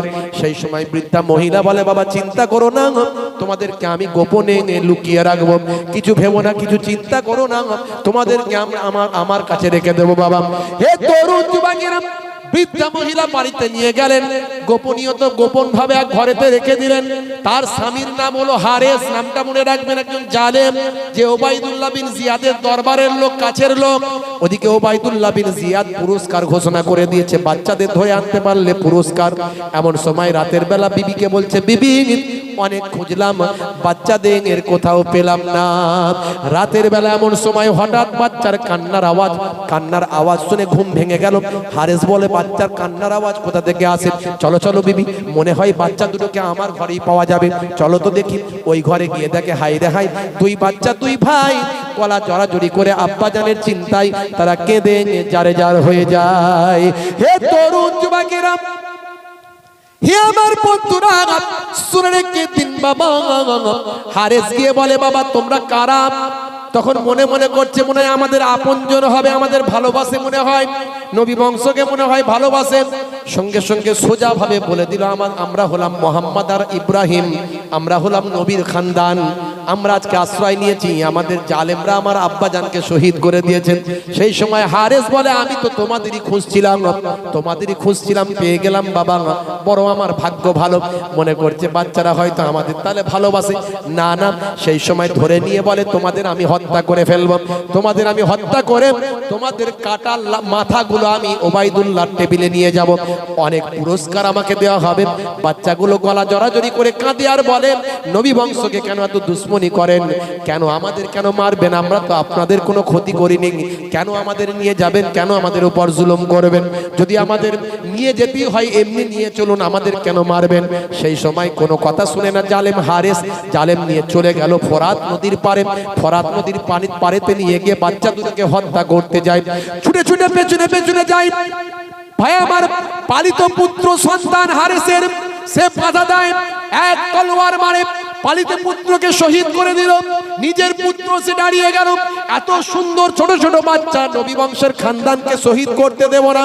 নিজের সন্তানকেও ছাড়লো না পুরস্কার লোভে, চেয়ারের লোভে, সম্মানের লোভে, রাজ দরবারে স্থান পাকা হবে এই লোভেতে নিজের সন্তানকেও শহীদ করে দিল। স্ত্রীকে এমন গুজরে ফেলে দিল, স্ত্রী অজ্ঞান হয়ে পড়ে রইল। এমন সময় দুটো বাচ্চাকে বায়ামাঙ্গার গার্দানে তালুয়ার মেরে শহীদ করে দেয়। ইন্না লিল্লাহি ওয়া ইন্না ইলাইহি রাজিউন। দুটো বাচ্চার দুটো মুন্ডু কাটা সার মোবারককে বায়ামার ব্যাগেতে ভরে এই যে বায়ামার ওবাইদুল্লাহ বিন জিয়াদের টেবিলে নিয়ে যায়। ওবাইদুল্লাহ বিন জিয়াদ বলেছিল, আমি তো ধরে আনতে বলেছিলাম, হত্যা করতে বলিনি, তুমি এত বড় জুলুম কেন করলে বাচ্চাদের উপর? নবী বংশের একজন সাহাবী, নবী বংশের নবীর একজন ভাই আমার সাহাবী ছিলেন সেখানে। সেই সাহাবী নবীর এই ঘর নবী বংশের খানদানের অবস্থা দেখে একেবারে রাগে উত্তেজিত হয়েছিলেন। সেই সময় তাকে বললেন, আপনি দেখুন যা এর সঙ্গে বদলা নেবার নিন, আমি ধরে আনতে বলেছি, এ জালেম জুলুম করে হত্যা করেছে, শহীদ করেছে, আমি আপনার উপর অনুমতি দিলাম। তখন ওই সাহাবী তার সমস্ত শরীর প্রয়োগ করে ভাই আমার সঙ্গীদের নিয়ে হারেসকে নিয়ে গিয়ে ফোরাত নদীর ধারে গিয়ে তার হাত কেটে দেয়, পা কেটে দেয়, তাকে শহীদ, তাকে হত্যা করে জালেমকে। এমন জালেমকে হত্যা করলো, ওই জালেমকে পানি গ্রহণ করেনি, মাটি গ্রহণ করেনি, পানিতে ফেলে দেওয়া হয়, পানি তুলে দেয়, মাটিতে ফেলে দেওয়া হয়, মাটি তুলে দেয়, অবশেষে হারেসকে ভাই আমার আগুনে পুড়িয়ে তাকে দেওয়া হয়। এইভাবে হারেসের ভাই আমার দফারফা শেষ করা হয়। এই পরিস্থিতি চারিদিকে চলছে, কঠিন পরিস্থিতি হয়ে গেছে। ওইদিকে ইমাম হুসাইন রাদিয়াল্লাহু তাআলা আনহু ভাই আমার রাস্তা কয়েক মঞ্জিল আগে, কুফার কয়েক মঞ্জিল আগে তিনি এসে হাজির হলেন। ভাই আমার ওই আপনার কারবালার ময়দানে এসে হাজির হলেন। এদিকে হুর সেদিকে ঘিরে ফেলেছে। হুর নামের একজন সেনাপতি 500 জন সৈন্য নিয়ে ইমাম হুসাইনকে ঘিরে ফেলেছে। ইমাম হুসাইন বললেন, বাবা ঘিরছো কেন? বলে, হুজুর আমি আপনাকে ভালোবাসি, আমি আপনার রাসূলকে ভালোবাসি, নবীকে ভালোবাসি, নবী খানদানকে আমি ভালোবাসি। এখানকার অবস্থা খুব খারাপ হুজুর, আপনার চাচাতো ভাইকে শহীদ করা হয়েছে, তার কলিজার টুকরা ফুলের মতো সন্তানদেরকে শহীদ করে দেওয়া হয়েছে, আপনার উপর অর্ডার আছে আপনাকে ঘিরে ফেলার, আপনাকেও হত্যা করার অর্ডার দেওয়া হয়েছে, আপনার উপর মুসিবত আসবে, তবে আমি আপনাদের ভালোবাসি, এদিকে একটু আসুন হুজুর। হুজুর আমি আপনাকে বাঁচাতে চাই, আপনি এক কাজ করবেন হুজুর, বিয়াদবি নেবেন না, আমি আপনার গাড়িতে যেহেতু আছি, আমি হলাম সেনাপতি, এই 500 জন আমার আন্ডারে আছে, আমি আপনাকে বন্দি করে রাখবো এখন, কিন্তু রাতের বেলা সবাইকে বলবো তোমরা সব একটু বিশ্রাম নাও, আমি দেখে রাখছি, কোনো অসুবিধা নাই। এই বলে আমি একটু ঘুমিয়ে পড়বো, আপনি চলে যাবেন, আপনি আর ফিরবেন না, আপনি চলে গেলে আমরা কিছুজন যাবো ছুটে ছুটে, কিন্তু আপনাকে পাবো না, তখন ফিরে চলে আসবো, আমরা উপরে খবর দিয়ে দেব যে হুজুরকে ঘিরে ফেলেছিলাম, কিন্তু তিনি কখন আমাদের চোখের আড়ালে চলে গেছে আমরা ধরতে পারিনি। বাহ, আল্লাহ তোমার ভালো করুক গো। অনেক দোয়াদানি করলেন, অনেক দোয়াদানি করে এই ঠিক প্ল্যান মতো কাজ হলো। রাতের বেলা এইদিকে দায়িত্বটা নিলেন হুর, তখন একটু তন্ত্রা মতো নাটক করে শুয়ে পড়লেন। ইমাম হুসাইন রাদিয়াল্লাহু তাআলা আনহু 72 জন সঙ্গী নিয়ে বেরিয়ে গেলেন। বেশ কিছু দূর যাওয়ার পরে ভাইরা আমার তিনি বললেন, তার সঙ্গীরা বললেন, হুজুর মনে হয় রাস্তা আমরা ভুল করে ফেলেছি, ওই রাস্তাটা হবে। আবার রাস্তা ঘুরে এইদিকে আবার কিছুটা যাওয়ার পরে আবার সঙ্গীরা বলছে, হুজুর ওই আগেরটাই ঠিক ছিল, আবার ঘুরে ওইদিকে, এই করতে করতে আবার দেখা গেল ফজর হয়ে যাচ্ছে, হুর ছুটে ছুটে আসছে, এসে দেখে হাই রে হাই, যেখানকার মানুষ ইমাম হোসেন যেখানে থেকে ছেড়েছিলাম সেইখানেই যেন ঘোরাঘুরি করছে। ইমাম হোসেন চোখ ভরা পানি নিয়ে বলে, বাবা হুর, আল্লাহ যে মাটিতে যার মওত রাখবে পালানোর কোনো রাস্তা নাই। তাবু গাড়লেন, জিজ্ঞাসা করলেন এটা কোন জায়গা? কেউ কেউ বলে মারিয়া, সবাই বলে কারবালা। কারবালা ময়দানে তাবু গেড়ে ফেললেন। তাবু গাড়ার পরে ভাইরা আমার, তরুণ যুবকেরা আমার, মুরব্বিয়ানেরা আমার, বন্ধুরা আমার, এমন সময় ফোরাত নদীর পানি আটকে দেওয়া হলো। আমরের নেতৃত্বে ওপর থেকে অর্ডার আসলো, আরো 4000-এরও বেশি সৈন্য পাঠিয়ে দেওয়া হলো। শেষে দেখা গেল ভাইরা আমার যুদ্ধের জন্য প্রস্তুতি হতে বলল। ইমাম হুসাইন রাদিয়াল্লাহু তাআলা আনহু বললেন, আমি তো যুদ্ধ করতে আসিনি বাবা, আমি তো লড়াই করতে আসিনি, বাচ্চা কাচ্চা নিয়ে কি আমি লড়াই করতে এসেছি? এই দেখো এত চিঠি দিয়েছে, আমাকে দাওয়াত করা হয়েছে, আমি দ্বীনের কথা প্রচার করার জন্য এসেছি বাবা, লড়াই করতে আসিনি। কিন্তু নিরুপায় বলে আপনাকে লড়াই করতেই হবে।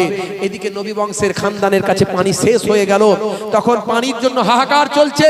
তারা ফোরাত নদী আটকে দিল, গার্ড করে দিল, ব্যারিকেড করে দিল। নবী খানদানের একজন খাদেমা ছিলেন, তার নাম হলো কোমা। এই কোমার একজন সন্তান ছিল, বীর যোদ্ধা সন্তান ছিল, তার নাম হলো আব্দুল ওয়াহাব। মা বললেন, বাবা সন্তান, আজকে তোমার ঋণ শোধ করার সময় এসেছে। তুমি কি চাও মায়ের ঋণ শোধ করবে? আম্মা জান কি করতে হবে বলুন? নবী বংশের ছোট্ট ছোট্ট কলিজার টুকরা বাচ্চারা পানির পিপাসায় অস্থির হয়ে যাচ্ছে। যাও, আজকে যদি ফোরাত নদী থেকে জালেমদের জুলুমকে সরিয়ে দিয়ে এক মশক পানি এনে নবী খানদানকে খাওয়াতে পারো, আমি মা কথা দিচ্ছি, আমার প্রতি তোমার যে ঋণ আছে সেই ঋণকে আমি আল্লাহর হস্তে মাফ করে দেব। বন্ধুরা আমার, বড় করুণ ঘটনা। মায়ের কথা শুনে উলঙ্গ তরবারি নিয়ে হযরত আব্দুল ওয়াহাব ঘোড়ার উপর সওয়ার হয়ে এক কোরা মারলেন, তারপর ছুটতে লাগলেন।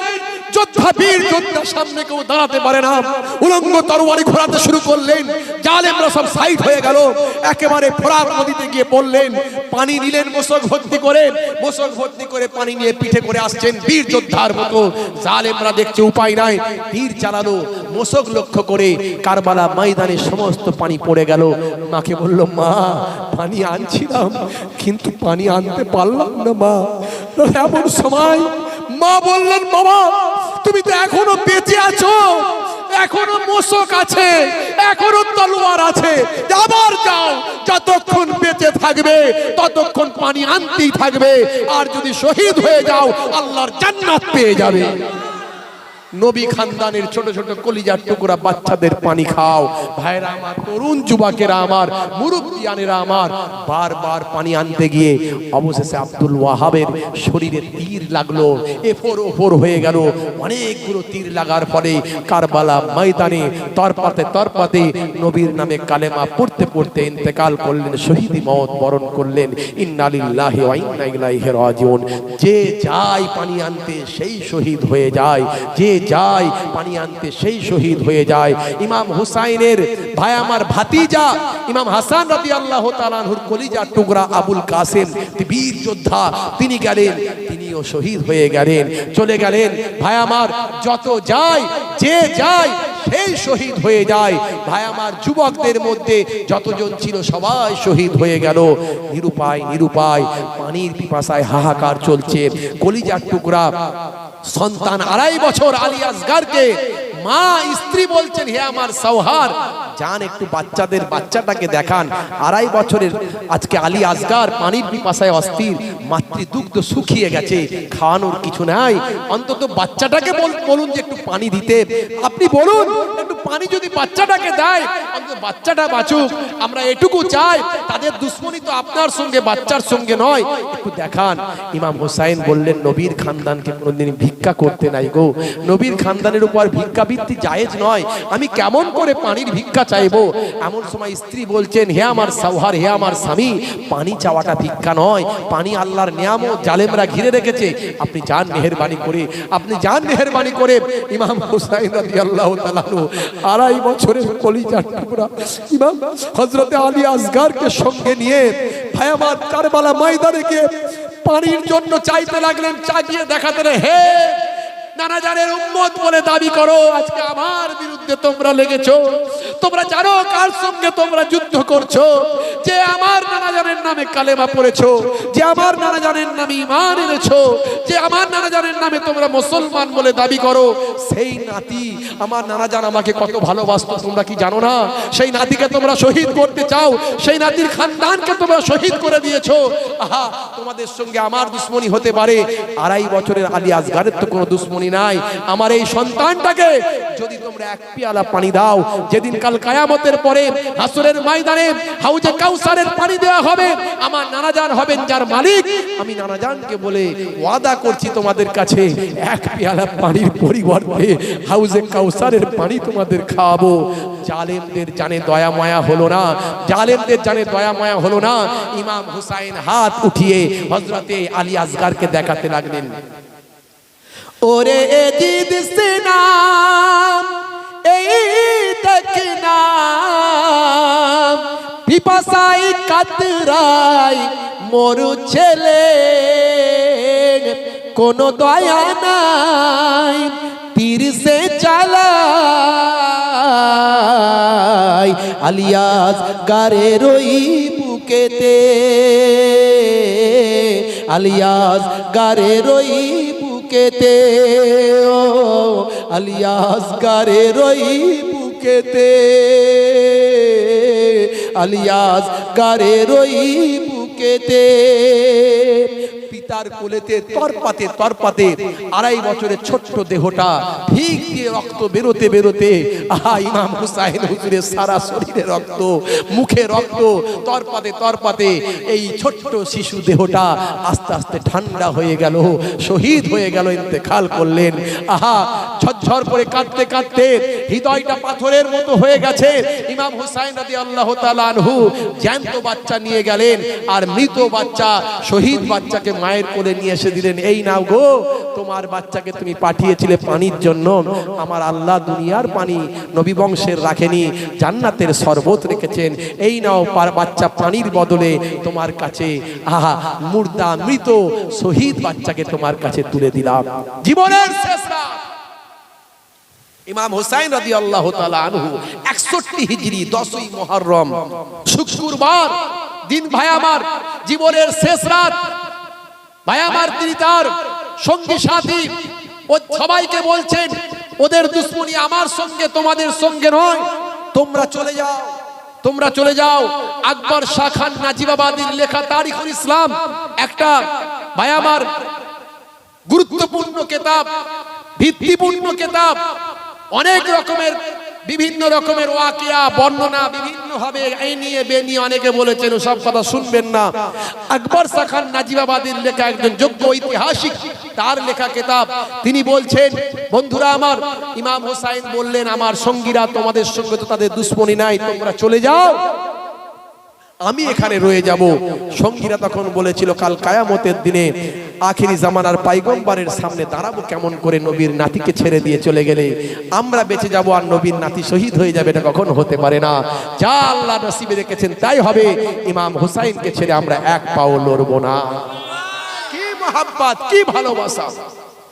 বন্ধুরা আমার, জীবনের শেষ রাত, ভাই আমার, ইমাম হুসাইন রাদিয়াল্লাহু তাআলা আনহু একটুখানি তান্দ্রা ভাব এসে গেছে। পরের দিন শুক্রবার 61 হিজরি 10ই মুহররম, জীবনের শেষ রাত, একটু তান্দ্রা ভাব এসে গেছে। এমন সময় চোখটা লেগে গেছে। চোখটা লেগে যাওয়ার পরেই তিনি স্বপ্নের মধ্যে খ্বাব দেখছেন। নবীদের খ্বাব, নবীদের স্বপ্ন হলো ওহী, আর ইমাম হুসাইনের স্বপ্ন, ইমাম হুসাইনের খ্বাব হচ্ছে আল্লাহর পক্ষ থেকে ইলহাম হচ্ছে। বুঝতে পারছেন? ওলিয়া উলিয়াদের স্বপ্ন হচ্ছে ইলহাম আল্লাহর।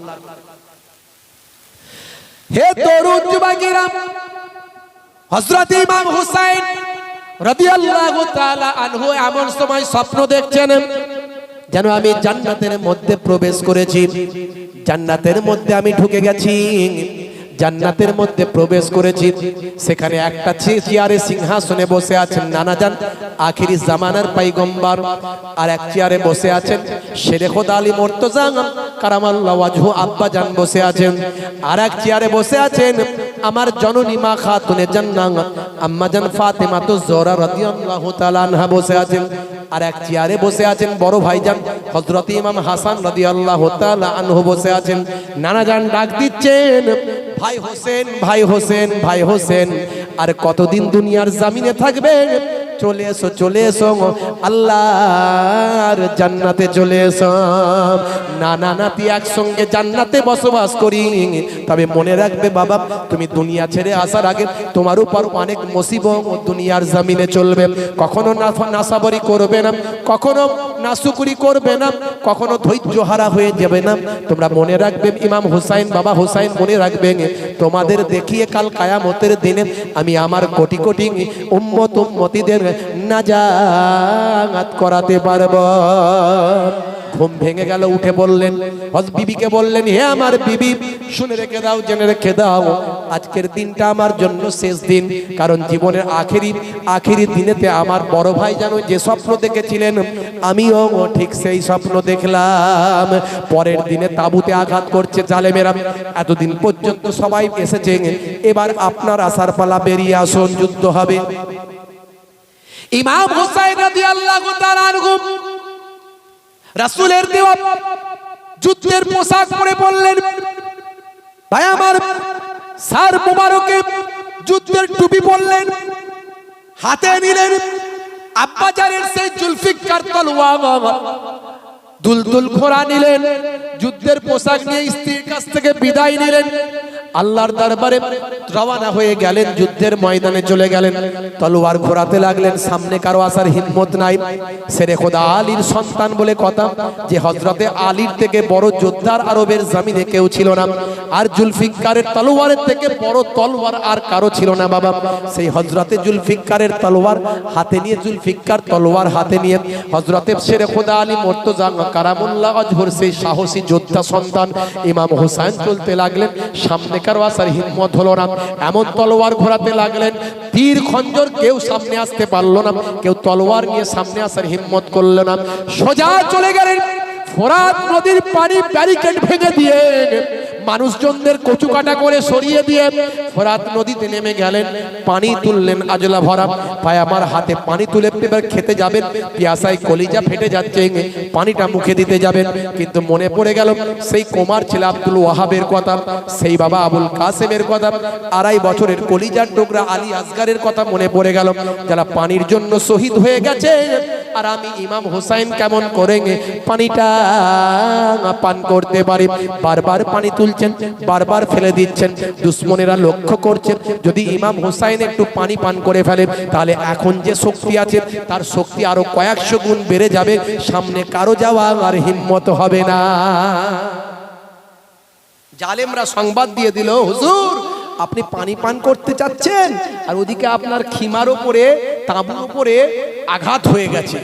এই কথা শুনে পানি ছেড়ে দিয়ে একবারে ভাই আমার কারেন্ট গতিতে দুলদুল ঘোড়ার উপর চেপে সোজা তাঁবুর দিকে চলে গেলেন।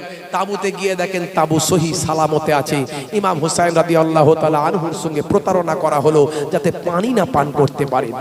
একের পর এক তীর খঞ্জর সব ছুটতে লাগলো, কচু কাটা করতে লাগলেন জালেমদের। বহু জালেমকে জাহান্নামের দরজায় পৌঁছে দিয়ে ইমাম হুসাইন রাদিয়াল্লাহু তাআলা আনহুর শরীরে আঘাত লাগলো। তীর বলা হয়েছে সুনান বিন নাকির বল্লামের আঘাতে ইমাম হুসাইন রাদিয়াল্লাহু তাআলা আনহু ইন্তেকাল করলেন। সুনান বিন নাকির কথা বলা হয়েছে আকবর শাহ খান নাজিবাবাদের লেখা তারিখুল ইসলামের মধ্যে। আর অন্য রাওয়ায়াতে বলা হয়েছে সিমার ইমাম হুসাইন রাদিয়াল্লাহু তাআলা আনহুর গর্দানকে দুটুকরো করেছিল। তবে গর্দানে ছুরি চালাতে পারছিল না, তরোয়াল বসছিল না। আহা তো বন্ধুরা আমার, তরুণ যুবকেরা আমার, ইসমাইল নবীকে যখন জবা করতে গিয়েছিলেন ইব্রাহিম নবী, তার গর্দানে তলোয়ার বসেনি। আমার আল্লাহ চাইলে কি না করতে পারেন, তলোয়ার বসেনি, কারণ ইমাম হুসাইন রাদিয়াল্লাহু তাআলা আনহুর গর্দানের এমন কোনো জায়গা ছিল না যে রাসূল চুমু দেয়নি। ভাই আমার শেষে দেখা গেল পিছন দিক থেকে যেই জায়গায় চুমু পড়েনি সেখান থেকে কাটা শুরু করলো, গর্দানটাকে দুটুকরো করলো। জালেমরা অনেক অত্যাচার জুলুম করলো। ভাই আমার দোস্ত আমার, ঘোড়া দিয়ে দেহের উপর চড়াতে লাগলো, থেতলে দিতে লাগলো, মুন্ডুটাকে কেটে নিয়ে ঘোরাতে লাগলো, নৃত্য করতে লাগলো, সার মোবারককে নিয়ে নৃত্য নাচানাচি করতে লাগলো, আর কত উল্লাস করতে লাগলো। আকাশ বাতাস হাহাকার করতে লাগলো, চারিদিকে কালো মেঘ হয়ে গেল, আকাশ থেকে বৃষ্টি বর্ষণ হলো, সারা দেশ অন্ধকার হয়ে গেল, চারিদিকে যেন এমন সিচুয়েশন তৈরি হলো, মনে হলো যেন কায়ামত হয়ে গেছে। পানি যা পড়ছে, পানিটা পানির মতো নয়, যেন রক্ত পড়ছে। চারিদিক থেকে একটা বাতাস বইছে, সেই বাতাস থেকে কে যেন আওয়াজ দিচ্ছে, হাই হোসেন, হাই হোসেন, হাই হোসেন, হাই হোসেন। এইরকম অবস্থায় তারা ভীত হয়ে গেল, ভয় পেয়ে গেল। কিছু সময় এরকম অবস্থা চলতে লাগলো। তারপরে দেখা গেল আস্তে আস্তে আকাশ ঠান্ডা হলো, শান্ত হলো। তারা সার মোবারকটাকে নিয়ে ভাই আমার ওবাইদুল্লাহ বিন জিয়াদের কাছে গেল। এদিকে মদিনা শরীফে ভাইরা আমার আব্দুল্লাহ ইবনে আব্বাস রাদিয়াল্লাহু তাআলা আনহু বলেন, আমি জুম্মার নামাজ পড়ে একটু বিশ্রাম নিচ্ছিলাম, চোখটা আমার একটু লেগে গেছে। সেই সময় হঠাৎ করে আমি স্বপ্ন দেখছি দোজাহানের বাদশা, আখিরি জামানার পয়গম্বর হন্তদন্ত হয়ে চলে যাচ্ছে। আমি রাসূলকে সালাম দিই, আসসালামু আলাইকুম ইয়া রাসূলুল্লাহ ওয়া ইয়া হাবিবাল্লাহ। তিনি সালামের জবাব দিয়ে বললেন, বাবা আব্দুল্লাহ, আমাকে এখন বিরক্ত করো না, এই দেখো আমার হাতে কি দেখতে পাচ্ছ, এটা হলো ইমাম হুসাইনের রক্ত। আমার কলিজার টুকরা নাতি কারবালা ময়দানে শহীদ হয়ে গেছে, তার রক্তটাকে আমি শিশিতে ভরে নিয়েছি, এটা আমি আল্লাহর দরবারে জমা দিতে যাচ্ছি। আমাকে এখন বিরক্ত করো না, আমি ভীষণ ব্যস্ত আছি, আমার মনের পরিস্থিতি ভালো নয়, আমি এই রক্তটাকে নিয়ে গিয়ে আল্লাহর দরবারে জমা দিতে যাচ্ছি। আর সেদিন কাল কিয়ামতের দিনে আমি এই রক্ত দেখিয়ে আমার কোটি কোটি উম্মতিদের নাজাত করিয়ে নেব। অনেক বড় ঘটনা, সব বাদ দিলাম।